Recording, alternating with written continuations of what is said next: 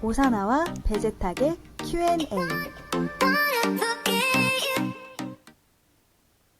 안녕하세요. 오사나와 베제탁의 Q&A. 오늘 시작해 보도록 하겠습니다. 여러분, 장수하면은 오래 사는 것 아시죠?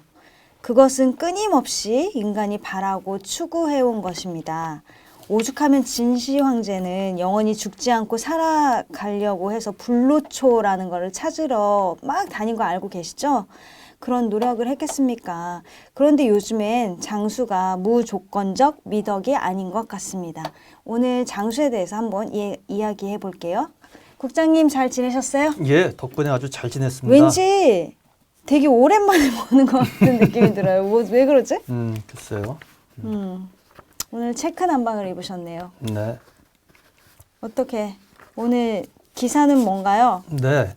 무조건 장수보다 잘 죽는 게 복이다라는 거를 네. 얼마 전에 썼어요. 네네네. 네. 이거를 이제 쓰게 된 이유는 일본에서 발생한 사건 때문인데 네. 일단 그 장수에 대해서 한번 얘기를 해보겠습니다. 네. 장수라고 하면은 동서양 그다음에 고금을 막론하고 누구나 염원하는 거잖아요. 오래 사는 거. 우리나라의 오복 중에 첫 번째가 목숨 수입니다. 오래 사는 거. 우리나라에서는 예로부터 이제 효사상이 굉장히 발달을 해서 부모님들 뭐 다 이렇게 오래오래 사시기를 기원했고 나도 오래오래 살았으면 좋겠다 이랬죠. 근데 이제 한편 그 보도가 있었는데 신체적 수명이 사람은 39살 정도로 만들어졌대요. 근데 원래가? 네, 원래 만들어지기를. 그러니까 이거 평균 연령하고는 다른 겁니다. 평균 수명하고는. 네. 그래서 애초에 39살 정도 살도록 만들어졌는데 네. 이거는 이제 오랑우탕하고 비슷하대요.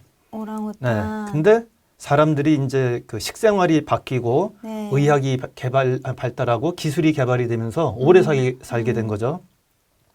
근데 운동 선수들을 보면 아무리 관리를 잘해도 30대에 은퇴를 해요. 근데 그걸 보면 대충 맞는 것 같습니다. 그러니까 우리가 40살 이상 사는 거는 사람으로 태어난 덕분에 보너스로 산다. 근데 저도 지금 보너스로 살고 있는 거죠. 네. 네. 또 한편으로는 100여 년 전 이전의 평균 연령은 이와 비슷했다고 해요. 한 40살 정도. 그러니까 그 당시에 환갑이면은 장수에 속하고 또 축하받고 잔치를 벌이고 그럴만 했겠죠. 네. 근데 지금은 이제 우리가 환갑잔치 이런 거 안 하잖아요. 응? 그쵸. 환갑잔치 그러면은 이상한 것처럼 생소하게 들리죠, 이제는. 100세 시대에 환갑했다 그러면은 아직은 경로당에도 못 갑니다. 근데 저도 이제 좀 있으면 환갑인데 환갑이라는 데에 대해서 별 의미도 못 느끼고 한 80 정도 되면 환갑 정도 느낌이 올까 뭐 이렇게 생각을 해요. 근데 이건 이제 옛날 얘기입니다. 옛날에는 건강하게 살다가 이렇게 확 가는 경우가 많아가지고 문제가 없었는데 요즘은 좀 다른 것 같아요. 무조건 오래 산다고 행복할까? 최근에 네네. 이제 중앙일보가 일본의 노노부양 살인 사건을 하나 소개를 했습니다. 네. 요약하면 뭐냐면은 일본의 어떤 지역에 효부라고 소문났던 다정하고 성실한 71살 며느리가 네. 90대 시부모와 70대 남편 등 세 사람을 목졸라서 살해한 사건이에요. 이 시부모로부터 효부라고 아주 입에 침이 마르도록 칭찬을 받았는데 며느리 혼자서 10년 이상 혼자 세 사람을 다중부양하는 너무나 힘든 고생을 하다가 범행을 저질렀답니다. 근데 이 90대 시부모는 거동이 아예 불가능해서 식사도 혼자 못하고 그래서 매번 유동식을 준비해야 됐고 대소변도 다 받아냈대요. 근데 그리고 며느리가 힘들긴 했겠다. 네, 남편 역시 뇌경색을 알아서 몸이 불편해가지고 뭐 마찬가지였다는 거죠. 그러니까 10년 이상을 혼자서 세 사람을 이렇게 부양을 하다 보니까 아무리 착한 사람도 도저히 이제 그쵸. 견디지가 못하는 거죠. 그래서 한편으로는 며느리 입장이 이해도 갑니다. 네. 근데 문제는 이제 이런 사건이 일본에서는 비일비재하다고 해요. 노노부양에 따른 문제. 이제 이게 우리나라에도 이제 비슷한 사례가 많아지고 있습니다.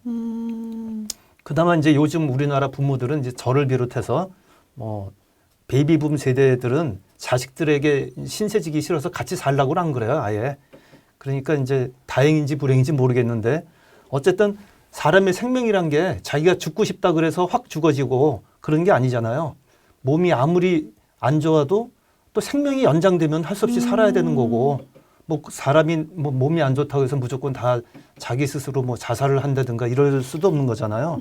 네. 그렇기 때문에 건강이 뒷받침되지 않는 장수는 본인은 물론 가족들에게도 모두 고통이죠. 그래서 저도 이제 나이가 먹을수록 잘 살아야 되겠다 이런 생각도 물론 하고 있지만 건강. 이제는 잘 죽어야겠다.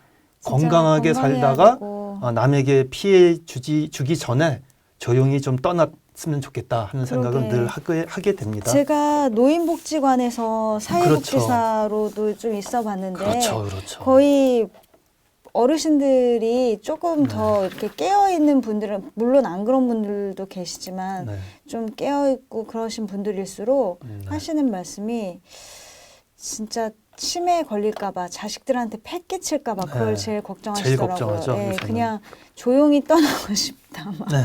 이렇게 진짜 나이가 먹을수록 그 말이 이해가 갑니다. 네, 저도. 그냥 그 누구에게도 패 끼치지 네. 않고 정말 잘 죽었으면 좋겠다 막 이런 얘기를 막 많이 진짜 하시더라고요. 네. 제일 걱정하시더라고요. 그걸. 예. 그게 누구- 농담이 아니에요. 근데 진짜. 막 아파서 입원해 있으면 그걸 누가 간병하며 돈은 또 누가 내며 본인도 고통스럽죠. 그러니까 그게 너무 걱정을 제일 그런 네. 걸 하시더라고요. 그래서 진짜 무조건 오래 사는 것보다 사는 동안 건강한 것이 훨씬 더 중요하다. 그런 생각이 들면서 정말 이제 아름답게 늙고 또 자연스럽게 세상에서의 시간을 마감하는 것, 그것처럼 큰 복도 없겠구나라는 생각이 듭니다. 그럼 두 번째 이야기를 해볼게요. 이번에는 욕심에 관해서. 욕심은 사람을 이상하게 만듭니다. 자신의 자리를 똑바로 보지 못하게 하며 자신의 위치를 파악하지도 못하게 합니다. 심지어 그것이 욕심이란 것조차도 깨닫지 못하게 합니다. 오늘 그 욕심 때문에 조금 이상해진 사람을 한번 얘기해 볼까 하겠습니다. 이상해진 건가요? 어쨌든 제목은 대통령병 박원순 시장의 주제 넘은 말입니다. 예, 박원순 시장이 무슨 말을 했냐면은 읽어보겠습니다. 네. 박원순 서울시장이 작년 12월 27일 날 발표한 신년사에서 부동산 불로소득과 개발 이익을 철저히 환수해 국민 전체가 혜택을 누리는 국민 공유제를 실천함으로써 실천하겠다 뭐 이런 식으로 얘기를 했어요.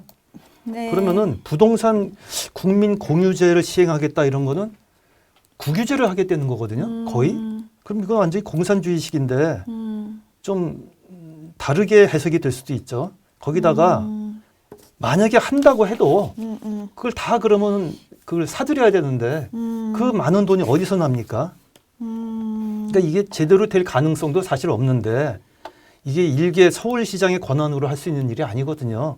그러니까 부동산 국민 공유제라는 게 정부 차원에서 할 수도 없는 거고 이거는 거의 무슨 그 헌법을 고치다시피 해야 되는 건데 일개 시장이 주제넘게 국민 전체가 혜택을 누리는 뭐 이렇게 떠버리고 있다는 게 시민도 아니고 국민 전체를 얘기할 입장인가 이거죠. 대통령도 아닌데.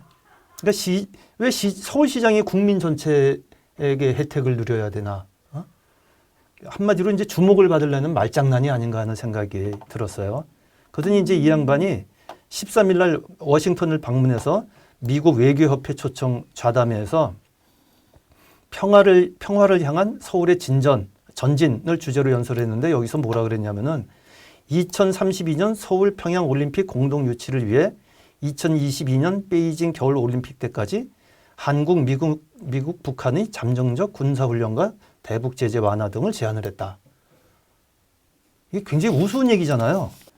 근데 어쨌든 서울 평양 올림픽 공동 유치를 위해서 잠정적 군사훈련 중단과 대북 제재 완화 이런 주장을 서울시장이 할 게 아니죠. 이거는 대통령이나 돼야 하는 얘기지 시장이 감히 뭐 군사훈련을 중단해라 뭐 대북 제재 완화해라 이런 얘기를 할 감이 안 되는 얘기죠. 그래서 이거는 대통령 병에 걸린 몽상가 아닌가 하는 생각이 좀 듭니다. 또 뭐라 그랬냐면은 대통령 병은 뭐야?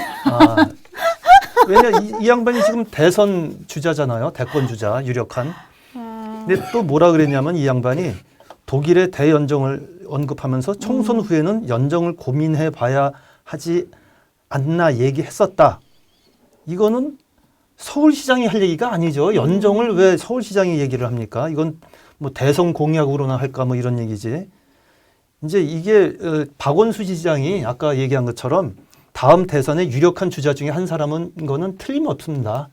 근데 또 한편으로는 한 사람의 정치인으로서 자신의 생각을 다 가질 수가 있죠.